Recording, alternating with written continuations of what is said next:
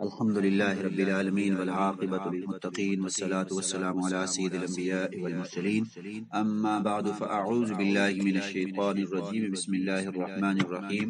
قال الملأ الذين استكبروا من قومه لنخرجنك يا شعيب والذين آمنوا معك من قريتنا أو لتعودن في ملتنا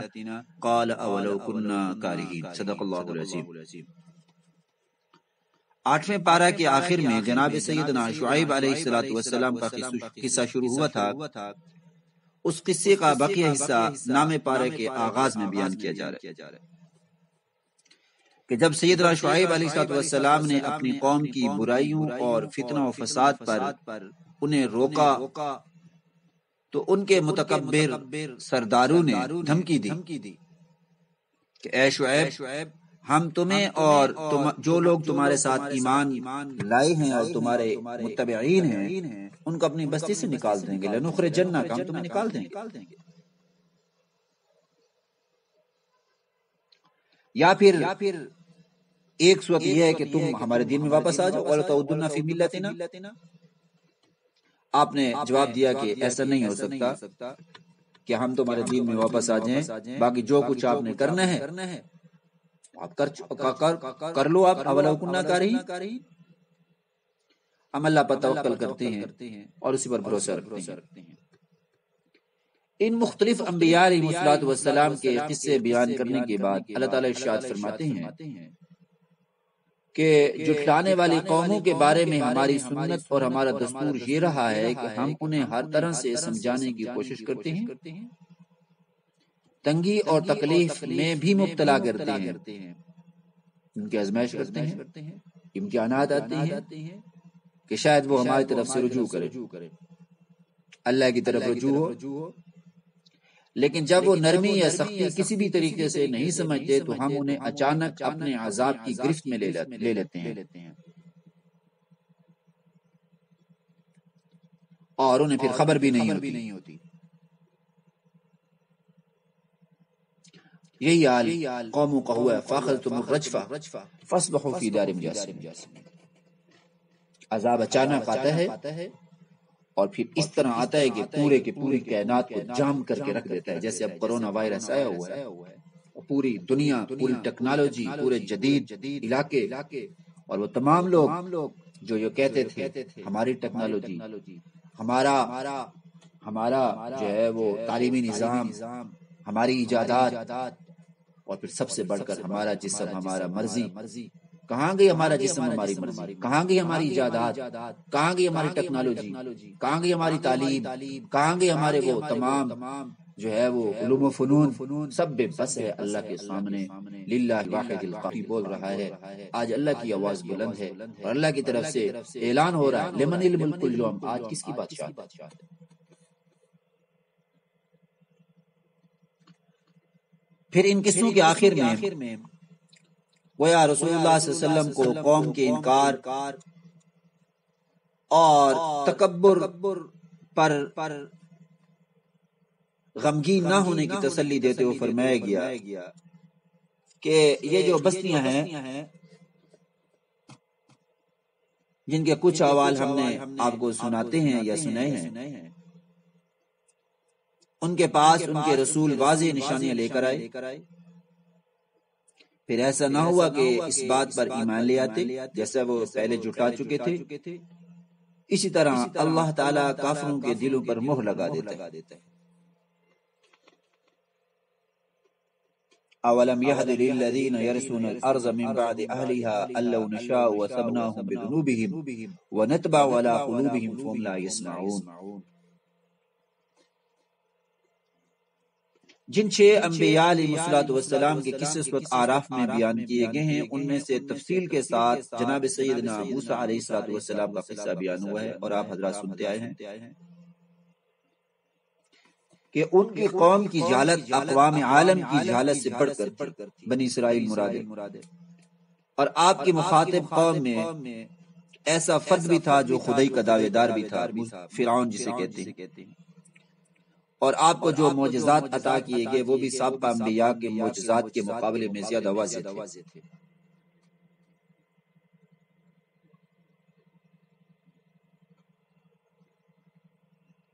ارشاد فرمایا تلک القرآن نقص علیک من انبائها ولقد جاءتهم رسلهم بالبينات فما كانوا ليؤمنوا بما كذبوا من قبل كذلك يطبع الله على قلوب الكافرين وما وجدنا لأكثرهم من عهد وإن وجدنا أكثرهم لفاسقين ثم بعثنا من بعد موسى بآياتنا إلى فرعون.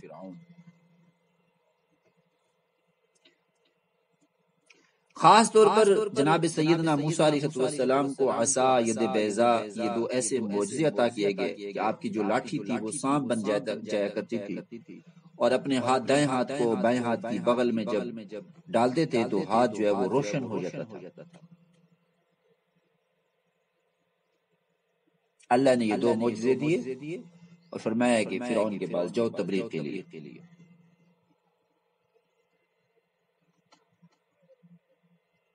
اور یہ دو معجزے ایسے واضح تھے کہ جو دل کا اندھا ہوتا تھا تو وہ تو انکار کر سکتا تھا، آنکھوں کا اندھا بھی انکار نہیں کر سکتا تھا. فرعون اور اس کی قوم یعنی قبطیوں نے بنی اسرائیل کو غلام بنا رکھا تھا، اور وہ ان پر ہمیشہ ظلم و ستم کے نئے نئے طریقے آزماتے تھے. بنی اسرائیل اس زمانے میں مصر آئے تھے جب ان کے شہر اور گاؤں میں شدید قحط سالی آ گئی تھی، اور یہ اصل میں جو بنی اسرائیل تھے یہ فلسطین کے تھے. پھر وہ سیدنا یوسف علیہ السلام کے زیر سایہ یہیں آباد ہو گئے، اور ان کی نسل میں روز بروز اضافہ ہوتا گیا، یہاں تک کہ ان بنی اسرائیلوں کا شمار بھی مصر کی دوسری بڑی قوموں میں ہونے لگا. پھر مختلف فرعونوں نے اپنے اپنے دور میں انہیں ظلم و ستم کا نشانہ بنایا، اور یہ نیچ قوم شمار ہوتی تھی اس زمانے میں. جناب سیدنا موسیٰ علیہ السلام بنی اسرائیل کو بدترین غلامی سے رہائی دلا کر ان کے اپنے وطن ارض مقدس میں لے جانا چاہتے تھے، فلسطین کی طرف، جہاں انہوں نے انکار کر دیا تھا کہ اذهب انت وربک فقاتلا ان هاؤنا قاعدون، تو اور تیرا رب جا کے قتال کرے قوم عمالقہ سے، ہم تو نہیں جا سکتے وہاں پہ. تو چنانچہ اسی لیے جناب سیدنا موسیٰ علیہ السلام نے فرعون سے کہا کہ یہ جو قوم ہے فارسل معایا بنی اسرائیل، اس کو میرے ساتھ بھیج دیجئے، بنی اسرائیل کو بھیج دیجئے، میں ان کو لے کر جاتا ہوں. جب سیدنا موسیٰ علیہ السلام نے فرعون کے سامنے یہ دعویٰ کیا کہ میں رب العالمین کی طرف سے رسول بن کر آیا ہوں، اور فرعون نے مذاق کے طور پر کہا اچھا اگر تم واقعی اپنے دعوے میں سچے ہو تو کوئی معجزہ دکھاؤ. قال ان کنت جئت بآیۃ فأت بہا، ہاں اگر تو واقعی اللہ کا نبی ہے، اللہ کو نشانی، ان کنت من الصادقین، اگر تو سچوں میں سے ہے. چنانچہ سیدنا موسیٰ علیہ السلام نے اپنی لاٹھی زمین پر ڈال دی، جو دیکھتے ہی دیکھتے ایک خوفناک بڑا اژدہا سام کی شکل جیسی بن گئی اور شام بن گیا. پھر آپ نے اپنے ہاتھ بہر نکالا، اس سے ایسا نور نکلا سفید جسے ارض و سما، زمین و آسمان کے درمیان جو ہے روشنیاں ماند پڑ گئی. اور بعض تفسیر مثلا علامہ ابن جریر طبری اور ابن کثیر میں جناب سیدنا عبداللہ ابن عباس رضی اللہ تعالیٰ عنہما کے حوالے سے لکھا ہے کہ جب فرعون نے لاٹھی کو سانپ بنتے ہوئے دیکھا تو ڈر کے مارے تخت سے چھلانگ لگا دی اور بھاگ کھڑا ہوا. لیکن اس بدبخت کو ساتھ یہ بھی ڈر لائق ہو گیا کہ کہیں لوگ جناب سیدنا موسیٰ علیہ السلام پر ایمان نہ لے آئیں. چنانچہ اس نے اپنے مشیران خاص سے، یعنی جو اس کے قریبی لوگ تھے، اس کے مشیر تھے، اس کے چمچے کڑچے تھے، اس سے کہا کہ یہ ایک جادوگر ہے معاذ اللہ جو تمہارے اس ملک پر قبضہ جمانا چاہتا ہے،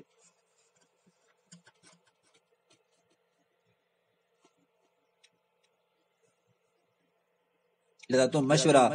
دو کہ کیا کرنا چاہیے. انہوں نے کہا کہ ہمارے ملک میں بڑے بڑے ماہر جادوگر ہیں، ان سب کو جمع کر لیتے ہیں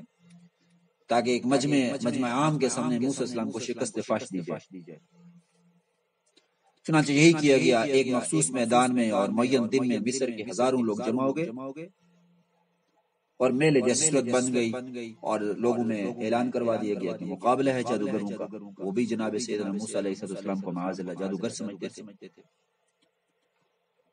وجاء السحرة فرعون قالوا ان لنا لاجرا ان كنا نحن الغالبين، جادوگر جب آئے انہوں نے کہا کہ اے فرعون اگر ہم آج کے دن غالب آ جاتے تو ہمارے لیے کوئی انعام ہوگا، ان لنا لاجرا، کیا ہمیں کوئی انعام ملے گا؟ فرعون نے کہا کہ بھائی قالوا نعم، ہاں ملے گا، انکم لمن المقربین، بھائی تم میرے مقرب بن جاؤ گے، تم میرے قریبی بن جاؤ گے، اور بادشاہ کا جو قریبی ہوتا ہے اس کے تو مزے ہوتے ہیں۔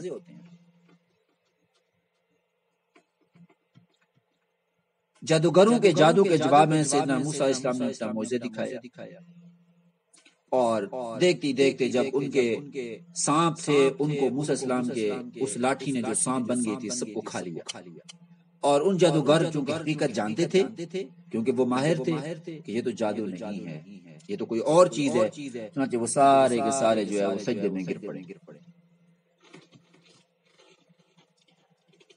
فلما القوا سحروا اعین الناس واسترهبوهم وجاءوا بسحر عظیم ووحینا الی موسی ان القی عصاک فاذا هی تلقف ما یافکون، جو وہ ڈالتے گئے وہ نگلتی گئی۔ فالقی السحرة ساجدین، سارے کے سارے جادوگر جو ہے وہ سجدے میں پڑ گئے۔ فوقع الحق وبطل ما كانوا يعملون،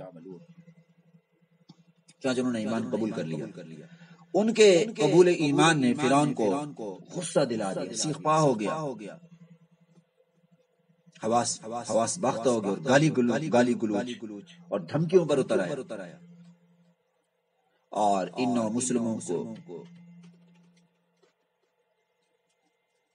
مسلموں کو دھمکیاں دی، اور یہ جادوگر جو ابھی سجدے میں گر گئے تھے ان کے دل کے اندر ایسا ایمان راسخ ہوا کہ فرعون نے دھمکی دیتے ہوئے کہا لَأُقَطِّعَنَّ أَيْدِيَكُمْ وَأَرْجُلَكُمْ مِنْ خِلَافٍ ثُمَّ لَأُصَلِّبَنَّكُمْ أَجْمَعِينَ، بھائی میں تمہارے ہاتھ کاٹوں گا، تمہارے پاؤں کاٹوں گا خلاف جانب سے، دایاں ہاتھ کاٹوں گا تو بایاں پاؤں کاٹ دوں گا، پھر میں آخر میں تمہیں سولی لٹکاؤں گا، تمہیں پھانسی پہ چڑھاؤں گا۔ لیکن اللہ نے ایسا ایمان راسخ کیا دل کے اندر، ان کے ذرہ برابر بھی استقامت میں لغزش نہیں آئی، اور کہنے لگے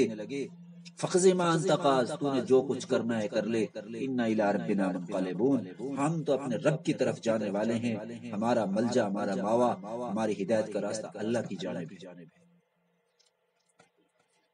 فرعون اور اس کی قوم کی جانب سے جناب سیدنا موسیٰ علیہ السلام کی دعوت کے جواب میں ہمیشہ تکبر، سرکشی، انکار، ظلم و ستم کا سلسلہ جاری رہا، یہاں تک کہ تعالیٰ نے انہیں جکے بعد دیگر مختلف عذابوں اور ازمائشوں میں مبتلا کر دیا، اور یہ ازمائش اور عذاب اس لیے آتا ہے تاکہ جو سرکش ہیں، جو بدبخت ہیں، جو ظالم ہیں، جو اللہ کے رسول اور اللہ کی احکامات کی خلاف ورزی کرتے ہیں، وہ اپنی بغاوت سے باز آ جائیں۔ چنانچہ اللہ تعالیٰ نے ایسا طوفان بھیجا جس میں کھیتیاں تباہ ہو گئیں، ٹڈیوں کے غول کے غول آئے،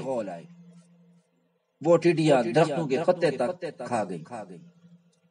اور پھر اس قدر چچڑیاں پیدا ہو گئیں کہ انہوں نے جمع شدہ غلے کو ناقابل استعمال کر دیا، مینڈکوں کی کثرت ہو گئی، فَأَخَذَهُمُ طوفان آیا، والجراد والقمل والضفادع والدم آیات مفصلات، اللہ کی طرف سے ان پر عذاب آئے۔ مینڈکوں اتنی زیادہ ہو گئی کہ بات کرنے کے لیے منہ کھولتے تو مینڈک منہ کے اندر چلا جاتا، ان کی نہریں، ان کے کنویں، پانی کا مٹکوں کا جو پانی تھا وہ خون ہو گیا، خون میں تبدیل ہو گیا۔ جب کوئی عذاب آتا تو جناب سیدنا موسیٰ علیہ السلام کے سامنے آہوزاری اور عہد و اقرار کرتے کہ اللہ تعالیٰ نے اس عذاب سے نجات دے دی تو ہم ایمان لے آئیں گے، لیکن جو ہی اللہ کی طرف سے عذاب ٹلتا تو کتے کی دم کی طرح ٹیڑھے کے ٹیڑھے وہی کچھ کرنے لگتے جو پہلے کر رہے ہوتے تھے۔ پھر اللہ تعالیٰ نے بنی اسرائیل کو فرعونیوں کے عذاب سے نجات دے دی، اور موسیٰ علیہ السلام انہیں رات کی تاریکی میں مصر سے لے کر نکل گئے۔ آزادی نصیب ہوئی تو زندگی کے قانون اور دستور کی ضرورت محسوس ہوئی۔ اللہ تعالیٰ نے اپنے نبی کو کوہ طور پر بلایا، اور وہاں آپ نے 40 روزے رکھے، اور پھر آپ کو باری تعالیٰ سے ہم کلامی کا شرف بھی حاصل ہوا۔ ووعدنا موسى 30 ليلة واتممناها ب10 فتم ميقات ربه 40 ليلة.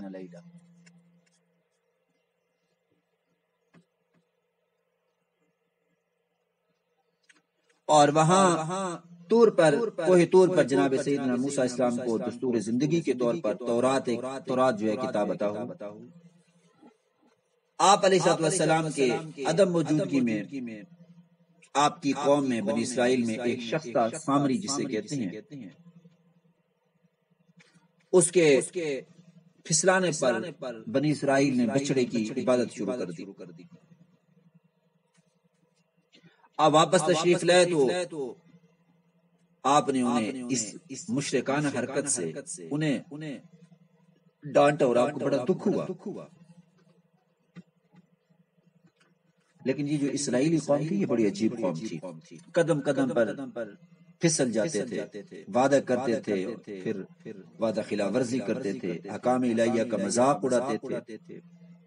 احکام الہیہ میں تعویل اور تحریف کیا کرتے تھے. چنانچہ انہیں حکم دیا گیا تھا کہ جب بیت المقدس میں آپ داخل ہوں سر جھکا کر داخل ہونا، لیکن یہ بدبخت سر اٹھا کر داخل ہوئے.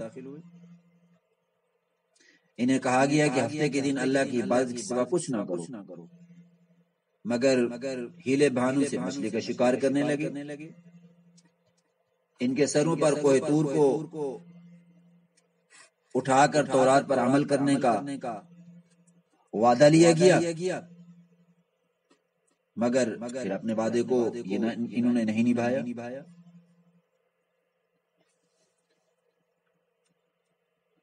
چنانچہ بنی اسرائیل سے جب وعدہ لینے کا ذکر ہوا تو اسی مناسبت سے عالم ارواح میں تمام انسانوں سے بھی اللہ کی حکمتوں کی تعمیل کا وعدہ لیا گیا. وعدے کے ساتھ مناسبت سے ذکر کیے گئے جس کو وعدہ الست کہتے ہیں. چنانچہ ارشاد فرمایا گیا وَإِذَا أَخَذَ رَبُّكَ مِن بَنِي آدَمَ مِن ظُهُورِهِمْ ذُرِّيَّتَهُمْ وَأَشْهَدَهُمْ عَلَىٰ أَنفُسِهِمْ أَلَسْتُ بِرَبِّكُمْ قَالُوا بَلَىٰ شَهِدْنَا. اور اس وعدے کی سب نے ہاں میں اس کا جواب دیا تھا، لیکن اس کے بعد تمام انسانوں نے بلکہ اکثر انسانوں نے اس عہد کو بھلا دیا. اس کے بعد پھر ایک بلم بن باعور جو بنی اسرائیلی تھا اس کا قصہ مشہور ہے. اسے علم و شرف عطا کیا گیا تھا، لیکن اس بدبخت نے اپنے علم کو دنیا کے چند چکوں کے عوض فروخت کر دیا تھا. تو اللہ تعالیٰ نے فرمایا اس کے بارے میں فَمَثَلُهُ كَمَثَلِ الْكَلْبِ کہ اس کی مثال کتے جیسی مثال، اِن تَحْمِلْ عَلَيْهِ يَلْهَثْ أَوْ تَتْرُكْهُ، اگر کتے پر کوئی بوجھ لادا جائے تو بھی وہ ہانپتا ہے. اس سے یہ معلوم ہوتا ہے کہ عمل اور اعلیٰ اخلاق کے بغیر خالی علم جو ہے وہ اللہ کے ہاں کسی کام کا نہیں ہے.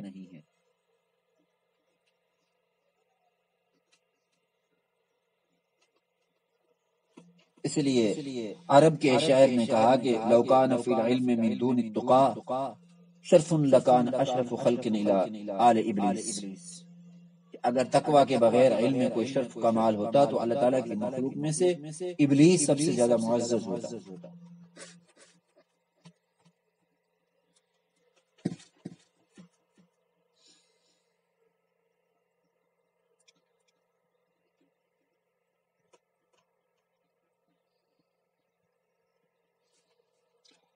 فرمایا کہ یہ جو اس کے بعد پھر اگلے آیت میں فرمایا کہ یہ جو کفار ہیں یہ چوپائیوں کی طرح ہیں.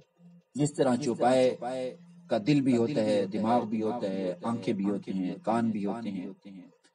لیکن چوپایا جو ہے وہ دل دماغ سے سوچتا نہیں ہے، آنکھوں سے دیکھتا نہیں ہے،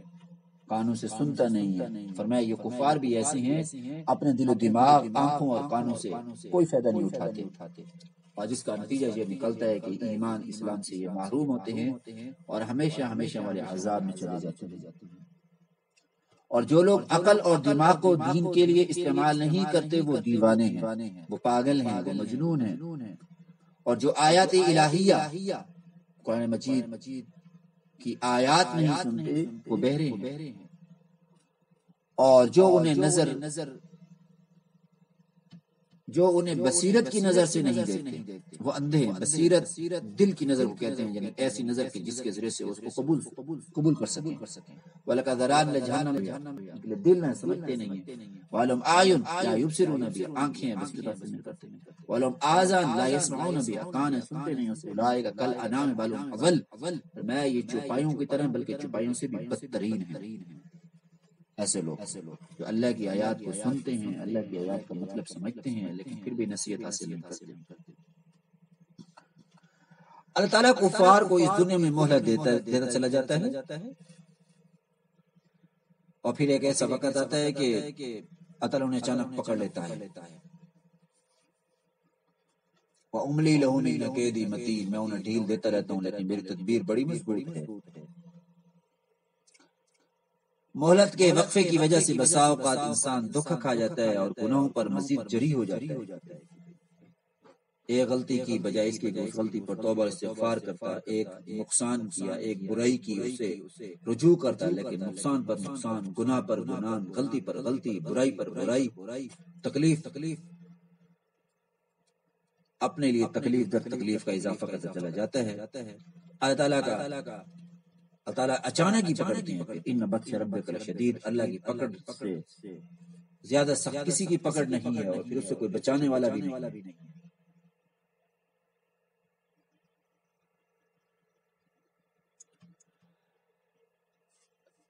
فرمایا کہ یہ کافر لوگ آپ سے قیامت کے متعلق پوچھتے ہیں، یسألونک عن الساعۃ ایان مرساھا، چونکہ اللہ کی پکڑ قیامت میں بھی ہوگی، دنیا میں بھی ہوگی، تو قیامت کے حوالے سے ہی آگے تذکرہ آگے۔ فرمایا قل انما علمھا، قیامت کا معین علم کسی کو نہیں ہے۔ اب یہاں میں ایک نکتے کی بات کروں گا، آپ نے سمجھنے کی کوشش کرنی ہے۔ حضور علیہ الصلوۃ والسلام سے پوچھا جا رہا ہے، یسألونک، وہ آپ سے سوال کرتے ہیں، عن الساعۃ، قیامت کے بارے میں، ایان مرساھا، اس قیامت کا قیام کب ہوگا، وہ قیامت کب آئے گی۔ جناب رسول اللہ صلی اللہ علیہ وسلم ارشاد فرما رہے ہیں، قل، اللہ فرما رہے ہیں اے رسول کہہ دیجئے، انما علمھا عند ربی، اس قیامت کا علم میرے رب کے پاس ہے۔ اگر رسول اللہ عالم الغیب ہوتے تو فرماتے نا کہ اس کا علم میرے پاس ہے، عندی آتا، فرمایا نہیں، اس کا علم اللہ کے پاس ہے، مجھے کیا علم ہے۔ بلکہ ایک حدیث میں آتا ہے کہ ایک دفعہ جناب سیدنا جبرائیل علیہ السلام رسول اللہ صلی اللہ علیہ وسلم کے پاس آئے اور بہت سی چیزوں میں سے پوچھا، اور ایک چیز پوچھا قیامت کے بارے میں، تو رسول اللہ صلی اللہ علیہ وسلم نے ارشاد فرمایا، مل مسئول اعلم من السائل، بل مسئول اعلم بها من السائل، فرمایا کہ یہ جو جس سے آپ سوال پوچھ رہے ہیں وہ آپ سے زیادہ نہیں جانتا۔ مطلب یہ ہے کہ جیسے آپ کو قیامت کا علم نہیں ہے، ایسے مجھے بھی قیامت کا علم نہیں ہے۔ اللہ تعالیٰ نے جناب رسول اللہ صلی اللہ علیہ وسلم کو اخلاق کریمانہ اختیار کرنے کا حکم دیا۔ فرمایا آپ عفو اختیار کریں اور نیک کام کرنے کا حکم دیں۔ خذ العفو وأمر بالعرف وأعرض عن الجاہلین، معافی والا کام کریں، معافی دیں لوگوں کو، بدلہ نہ لیں، وأمر بالعرف، نیکی کا حکم دیں، اور جو جاہل لوگ ہیں، بے وقوف لوگ ہیں، نادان لوگ ہیں، ان سے اعراض کیجیے۔ اور پھر آخر میں قرآن کی عظمت بیان فرمائی، جیسے شروع میں قرآن کی عظمت اور احترام کو بیان فرمایا، آخر میں بھی بیان فرمایا، وَإِذَا قُرِئَ الْقُرْآنُ فَاسْتَمِعُوا لَهُ وَأَنصِتُوا لَعَلَّكُمْ تُرْحَمُونَ، کہ جب قرآن پڑھا جائے تو اسے توجہ سے سنو اور خاموش رہو تاکہ تم پر رحم کیا جائے۔ اور جب کوئی شخص قرآن کی عظمت کو ملحوظ رکھتے ہوئے توجہ سے سنتا ہے، اس کی آیات میں غور، تدبر، فکر کرتا ہے، اس کا دل متاثر ہو جاتا ہے، جسم کے ساتھ اس کے بال اور رونگٹے کھڑے ہو جاتے ہیں، اور آنکھوں سے آنسو روا ہو جاتے ہیں۔ اس لیے قرآن مجید فرقان حمید کا یہ ایک رتبہ اور ایک معجزہ ہے کہ اگر انسان سچے دل کے ساتھ قرآن مجید کی تلاوت کرنے والا بن جائے تو دل نرم ہو جاتا ہے۔ چنانچہ ہماری یہ آیت جو ہے وَإِذَا قُرِئَ الْقُرْآنُ، یہ دلیل ہے ان لوگوں کے لیے جو یہ کہتے ہیں کہ جب امام تلاوت کرے تو مقتدی بھی تلاوت کرے۔ ہماری دلیل ایک یہ ہے، ایک حدیث ہے کہ جب قرآن پاک پڑھا جائے فاستمعوا له وانصتوا، خاموش ہو کر کان لگا کر سنو اسے، یعنی توجہ سے غور سے سنو۔ اس لیے قرآن مجید کا پڑھنا سنت ہے اور قرآن مجید کا سننا واجب ہے۔ تلاوت کرنا سنت ہے لیکن اس کا سننا، ایک ہے پڑھنا وہ سنت ہے اور ایک ہے اس کا سننا وہ واجب ہے۔ اس لیے ہم شبینے کے خلاف ہے، جو اسپیکر پر شبینہ پڑھا جاتا ہے اس کی وجہ یہ ہے کہ شبینے کا پڑھنا مباح عمل ہے، مستحب عمل ہے، قرآن مجید کی تلاوت کرنا سنت عمل ہے، لیکن اسپیکر پر آپ پڑھیں گے پورا شہر، پورا گاؤں، پورا دیہات، پورا محلہ، پوری کالونی سنے گی، اور اس کے قرآن مجید کا سننا واجب ہے، اور ہر آدمی سننے میں لحاظ نہیں کر سکتا کیونکہ وہ انسان ہے، اس کی ضروریات ہیں، اس کے تقاضے ہیں، اس کو سونا بھی ہے، اس کو تقاضے کے لیے واش روم باتھ روم بھی جانا ہے، اور اس کو گپ شپ بھی کرنی ہے، اس کو روٹی بھی کھانی ہے، اس کو دیگر کام بھی کرنے ہیں، تو وہ قرآن مجید کا ادب نہیں کر سکے گا، قرآن مجید کے احترام نہیں کر سکے گا، اور اس کا عذاب اور اس کی جو وعید ہے وہ پڑھنے والے پر ہوگی، کیونکہ اس کو چاہیے تھا کہ قرآن مجید کی تلاوت اس طریقے پر کرتا کہ جس سے کسی کو تکلیف نہ ہوتی اور جس کی وجہ سے اللہ کا عذاب نہ آتا یا اللہ کی سزا نہ ہوتی۔ اللہ پاک ہمیں قرآن مجید کی تلاوت کرنے اور قرآن مجید کو صحیح طور پر سمجھنے کی توفیق عطا فرمائے۔ وآخر دعوانا ان الحمد للہ رب العالمین۔